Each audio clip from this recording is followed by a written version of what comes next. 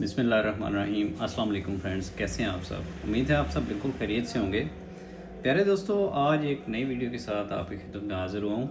तो इस वीडियो में हमारे पास ये जो सेट आज रिपेयरिंग के लिए आया है, ये 8.2 किलोवाट का सोलर इन्वर्टर है और इसमें सप्लाई जो है इसकी ये फॉल्टी है। सप्लाई इसकी मुकम्मल डेड है।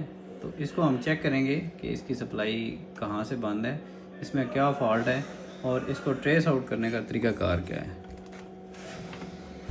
सबसे पहले मैं इस सेट को जो है वो उल्टा करके रखता हूँ, क्योंकि इसका जो सप्लाई सेक्शन है, इसकी सप्लाई की जो आईसी वगैरह है या डायोड और जो छोटे एसएमडी कंपोनेंट्स लगे हुए हैं वो सारे के सारे सेट की बैक साइड पे लगे हुए हैं।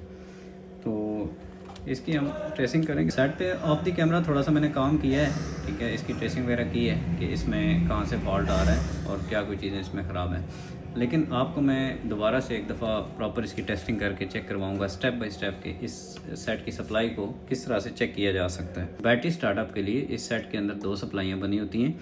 एक सप्लाई जो इसकी होती है वो तकरीबन 130 से लेकर 160 वोल्ट तक आउटपुट देती है और ये जो आउटपुट वोल्टेज है ये हमारे MPPT कंट्रोलर कार्ड को भी जाते हैं। इसके साथ साथ यही वोल्टेज जो हैं ये हमारी इस सप्लाई को भी जाते हैं, जिसमें से आगे आउटपुट पे हमें 12 वोल्ट, -12 वोल्ट और 5 वोल्ट मिलते हैं। तो इस सप्लाई में हम देखते हैं कि जो हमारी प्राइमरी सप्लाई है उसकी क्या कंडीशन है, कि वो ऑन हो रही है या नहीं हो रही। तो सेट को मैंने 48 वोल्ट दे दिए। अभी इस सेट को मैं ऑन करूँगा, ये चेक करें जी। ये मीटर की रेंज जो है ये मैंने कम रखी हुई है। तो ये देखें, यहाँ से हमारी जो मेन पहली सप्लाई है जिसको हम प्राइमरी सप्लाई कह सकते हैं, वो प्रॉपर ऑन हो रही है। 150 वोल्ट की आउटपुट वो दे रही है और कोई इसमें फ्लक्चुएशन वगैरह नहीं है। लेकिन जब आगे से सेट ऑन नहीं होता और इसके साथ सिस्टम कार्ड ना लगा हुआ हो तो फिर ये सप्लाई इस तरह से बंद हो जाती है। तो इसके बाद अब हम आएंगे दूसरी सप्लाई की तरफ।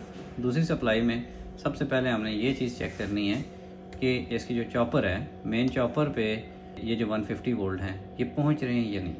तो ये जो इसकी चॉपर का पॉइंट है इस पे हम चेक करेंगे और ये इसकी ग्राउंड है, ये देखें।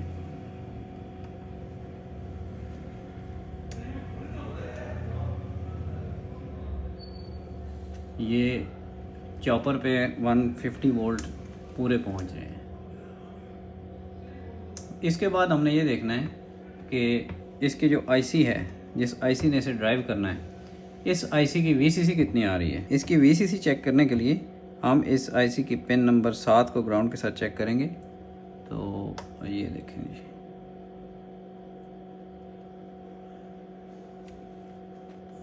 सेट को मैं दोबारा से ऑन करता हूँ। 8.3 वोल्ट की VCC इसमें आ रही है, 8.3 वोल्ट इसमें आ रहे हैं जी, ठीक है। और इस VCC के लिए ये ऑफ द कैमरा मैंने ट्रेस किया है।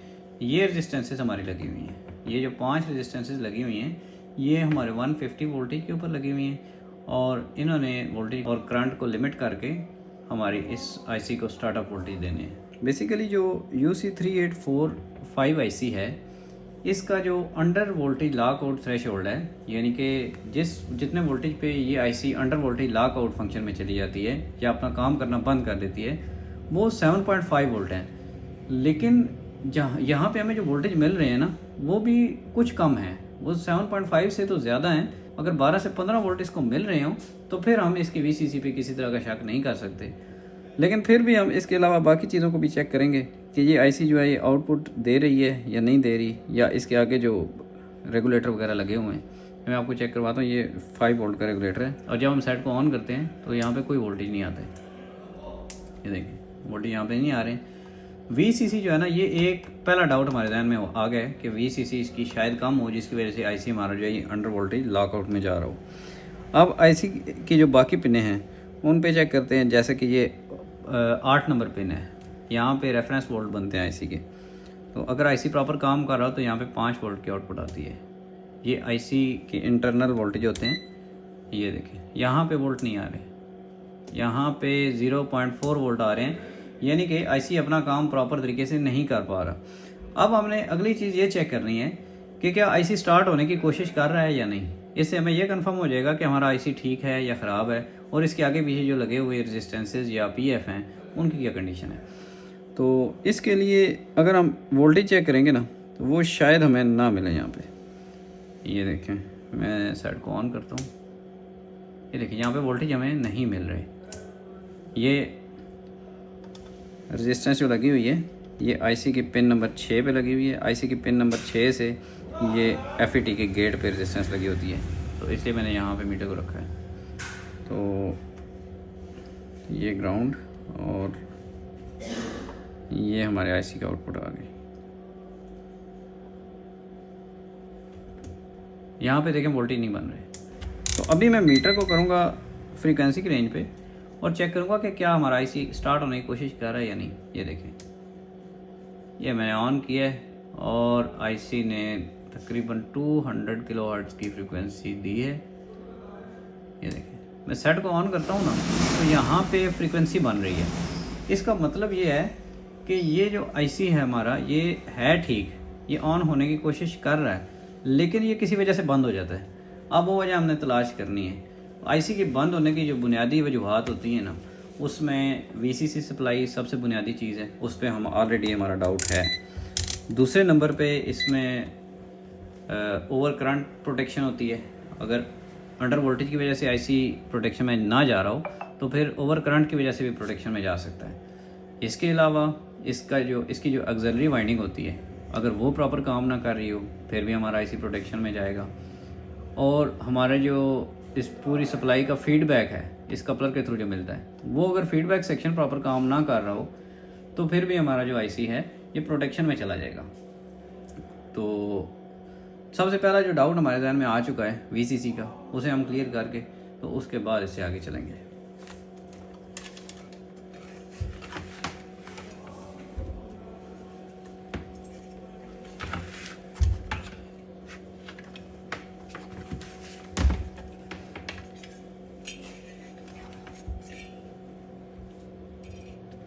हमारे UC3845 आईसी की वीसीसी के लिए ये कैपेसिटर लगाया गया है। ये चेक करें, जब हम सेट को ऑन करते हैं ये 8.3 वोल्ट बनते हैं। स्लाइटली कम है, थोड़े से कम है ये। वैसे 7.5 वोल्ट जो है ये इसका अंडर वोल्टेज लॉकआउट होता है। तो सबसे पहले हम जो वीसीसी है उसको स्टेबल करते हैं, उसके बाद चेक करते हैं कि हमारी सप्लाई की क्या कंडीशन है।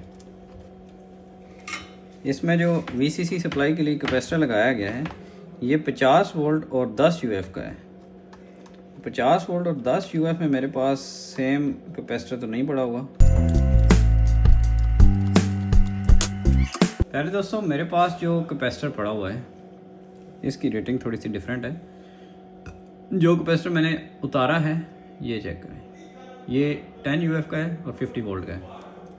और जो कैपेसिटर अभी मेरे पास अवेलेबल है ये 22 यूएफ है और 50 वोल्ट है। तो थोड़े से इसके यूएफ ज़्यादा हैं लेकिन इससे फ़र्क नहीं पड़ता। इस आईसी की जो इनपुट रेंज है वो काफ़ी वाइड होती है, तो इसलिए इसे थोड़े से यूएफ बढ़ाने से फ़र्क नहीं पड़ेगा। तो ये जो कैपेसिटर है इसकी मैं लेग्स थोड़ी सी छोटी कर लूँगा ताकि ये प्रॉपर एसएमडी कैपेसिटर की तरह माउंट किया जा सके और बोर्ड के ऊपर ये मुकम्मल तौर पर फिक्स हो जाए, क्योंकि इस बोर्ड में होल वगैरह तो नहीं बने हुए हैं। ये सरफेस माउंटेड कैपेसिटर इस पे लगा हुआ था, तो इसको भी हम सरफेस माउंटेड शेप में ही लगाएंगे।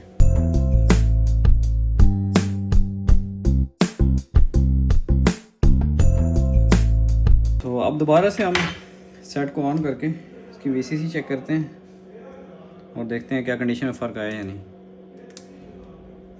ये देखें जी, माशाल्लाह इसकी 16 वोल्ट तक इसकी वीसीसी बन गई है और सेट के अंदर से जिस तरह की हल्की सी आवाज़ आई है इससे लग रहा है कि सेट ऑन हो चुका है। अभी मैं इसके रेगुलेटर पे चेक करूँगा वोल्टेज। ये 7912 रेगुलेटर है और ये सेट को मैंने ऑन किया है जी। ये चेक करें, इसकी इनपुट पे 14 वोल्ट हमें मिले हैं और इसकी जो आउटपुट है